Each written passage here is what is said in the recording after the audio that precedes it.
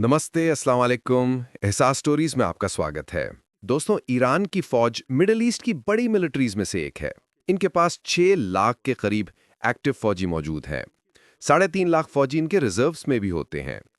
Iran की फौज के दो हिस्से हैं। एक तो ईरान की ट्रेडिशनल आर्मी है और एक ईरान की इस्लामिक रेवोल्यूशनरी गार्ड्स है। इसे IRGC भी कहते हैं। इन दोनों हिस्सों की अलग-अलग ड्यूटीज हैं। जैसा कि IRGC ईरान की आर्मी का बहुत अहम हिस्सा है। यही हिस्सा ईरान के मिसाइल प्रोग्राम को भी संभालता है। लेकिन ईरान इसराइल जंग में किसकी फौज बड़ी है, ये मैटर नहीं करता। मैटर करता है ईरान और इसराइल का मिसाइल प्रोग्राम और इनका डिफेंस सिस्टम।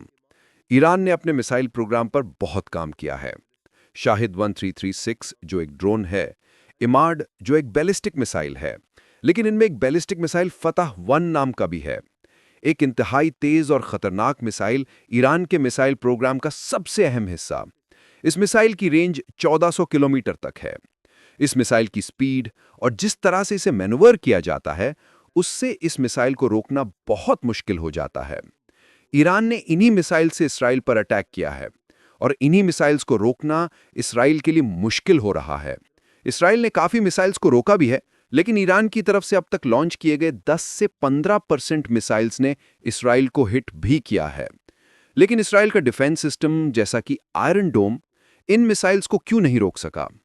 इसराइल का आयरन डोम सिस्टम सबसे पहले किसी भी मिसाइल को डिटेक्ट करता है।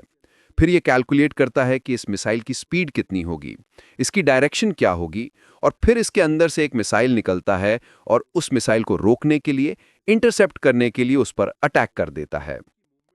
लेकिन दोस्तों, ये जो ईरान का फतह 1 मिसाइल है, ये हाइपरसोनिक मिसाइल्स होते हैं। इनकी मूवमेंट बहुत अनप्रिडिक्टेबल होती है। इनकी स्पीड इतनी तेज होती है कि किसी भी डिफेंस सिस्टम के पास 1 मिनट से कम वक्त होता है इनको रोकने के लिए। और तभी इसराइल के लिए इस मिसाइल को रोकना, इंटरसेप्ट करना मुश्किल हो रहा है। इसराइल के पास फतह 1 मिसाइल्स मजीद बढ़ गए तो इसराइल के लिए इन मिसाइल्स को रोकना नामुमकिन हो जाएगा। दोस्तों, इसराइल के पास किसी मिसाइल को रोकने के लिए मुख्तलिफ सिस्टम्स मौजूद हैं।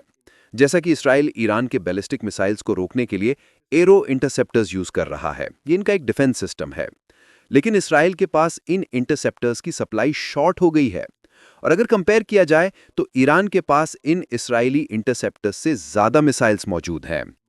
एक अंदाजे के मुताबिक ईरान के पास टोटल 2000 से 3000 बैलिस्टिक मिसाइल्स मौजूद हैं। यानी ईरान जितने ज्यादा मिसाइल से इसराइल पर अटैक करेगा, इसराइल के लिए इन मिसाइल्स को रोकना उतना ही मुश्किल हो जाएगा। दोस्तों, एक और वेपन जो ईरान ने शायद इसराइल के खिलाफ यूज किया है, वो क्लस्टर बॉम्ब्स हैं।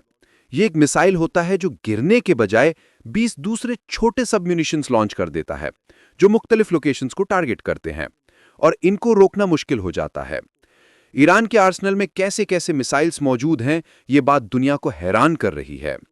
1980 में जब ईरान और इराक की जंग चल रही थी, तो बहुत कम मुल्क ऐसे थे जो ईरान को वेपन्स बेचने के लिए रजामंद थे। और तभी इस जंग के खत्म होने के 1 साल बाद ईरान ने अपने वेपन्स, अपने मिसाइल्स बनाना शुरू कर दिए थे, ताकि ईरान अपने डिफेंस के लिए किसी और मुल्क पर कभी भी रिलाई ना करे। आज ईरान खुद बहुत बड़ी तादाद में मिसाइल्स और ड्रोन्स बनाता है। लेकिन यहां ईरान की एक बड़ी कमजोरी है, एक बड़ी वीकनेस है, और वो इनकी एयरफोर्स है। ईरान के ज्यादातर एयरक्राफ्ट्स काफी पुराने हो गए हैं। ये 1970 के दौर के हैं। इनके पास कुछ रशियन एयरक्राफ्ट्स भी हैं, लेकिन ये भी 1990 के हैं। वीक एयरफोर्स होने की वजह से इसराइल ने ईरान के कई एयरक्राफ्ट्स ड्रोन स्ट्राइक से तबाह कर दिए हैं। ईरान के टैंक्स वगैरह भी पुराने हो गए हैं और इनके पास बहुत बड़े नेवल वेसल्स की भी कमी है। लेकिन इनके पास जज्बे की कमी नहीं है। और तभी जब इसराइल ने ईरान पर हमला किया, तो ईरान ने इसका भरपूर जवाब दिया और अभी तक जवाब दे रहा है।